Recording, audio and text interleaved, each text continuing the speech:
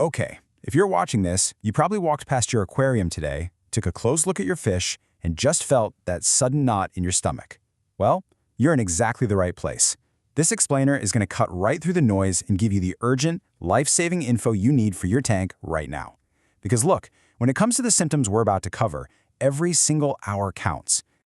So let's dive right into this. Why does your fish suddenly look dusty? I mean, it's a super alarming visual, right? You might literally be staring at the glass right now, kind of wondering, is this just a trick of the light? Or maybe just some fine sand kicked up from the bottom?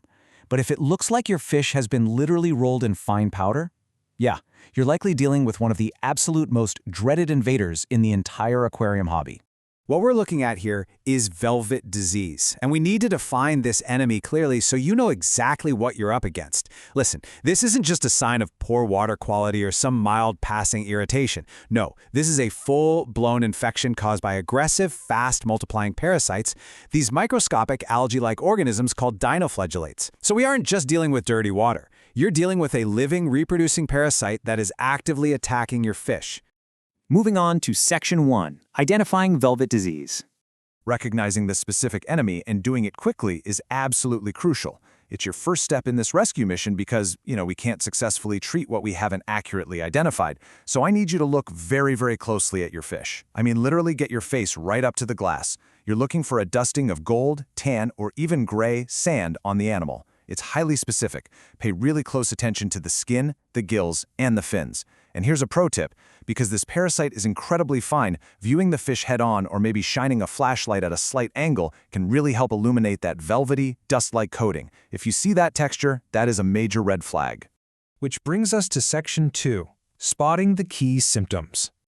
Now, while that visual dust is a total dead giveaway, we've got to look beyond just the physical appearance. Because honestly, before that coating becomes completely obvious to the naked eye, your fish's behavior is probably already sounding the alarm bells. You want to watch out for these behavioral warning signs: intense lethargy, rubbing, or what we call flashing against rocks or decorations trying to relieve the itch, clamped fins held super tight to the body, and a really noticeable drop in appetite. But the most alarming behavior? If you see your fish hanging out right near the water flow or up at the surface, literally gasping for moving water and breathing rapidly, yeah, that indicates severe oxygen stress. It means those parasites are directly attacking the gills. And this brilliantly illustrates a super common and unfortunately sometimes fatal error, mistaking velvet for itch. You see, itch or white spot disease shows up as distinct, larger white spots. They look a lot like scattered grains of salt. Velvet, on the other hand, is that super fine, dusty, gold, tan, or gray coating we just talked about. They are totally different beasts and require different responses. If you treat for itch when you actually have velvet, man, you are losing incredibly precious time. All right, Section 3, The Race Against Time. This brings us to probably the most critical aspect of velvet disease. Waiting a few days just to see if things naturally clear up? Yeah, that is simply not an option here. We are officially on a ticking clock. Your fish can deteriorate within days, not weeks. Days. I really need to deliver this stark reality as clearly as possible. Taking a wait-and-see approach here will almost certainly result in casualties. The sheer, terrifying speed at which this condition worsens is the defining hallmark of velvet. So let's break down the mechanics of exactly why velvet is so incredibly urgent. These parasites multiply explosively. I'm talking about a single parasite turning into hundreds in just 24 hours under normal aquarium conditions. It's wild.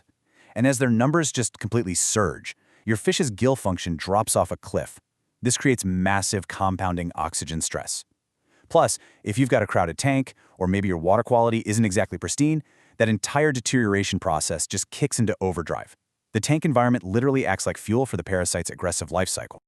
Section 4. Immediate Action Steps. Okay, take a deep breath.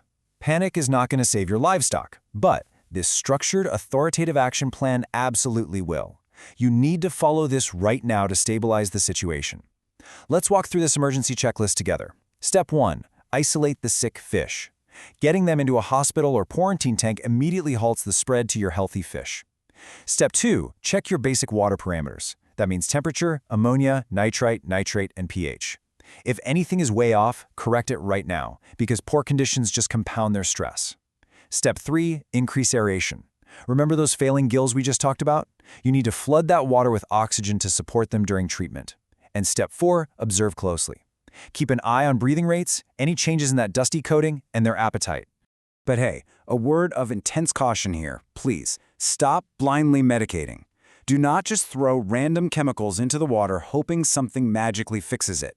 And absolutely do not mix multiple treatments unless the product instructions explicitly tell you it's safe. Throwing the kitchen sink at the problem, overusing or incorrectly using meds, can actually harm your fish even more or completely destroy your beneficial biological filtration. You need targeted action here, not guesswork. Let's move to Section 5, Treatment and Prevention. So, the crucial point is this. Once we've handled the immediate crisis and stabilized the fish, we have to start playing the long game. This is all about fully eradicating the parasite from your system so your tank is actually safe going forward. Just treating the fish isn't enough. The tank environment itself has got to be managed. Effective treatment means you have to use medication specifically formulated for velvet or dinoflagellates. You've got to maintain the correct dosing temperatures and follow that schedule flawlessly. But crucially, and people miss this a lot, depending on the parasite's life cycle, you often have to leave the main display tank fallow. That means absolutely no fish in there for a set period of weeks. Because if you don't break that life cycle in the main tank, guess what? New infections are just going to pop right back up the second you return your fish. Now, for some good news. Once the visible signs start to improve and your fish are looking better, true healing actually begins. But keep in mind, they are still super vulnerable during this window.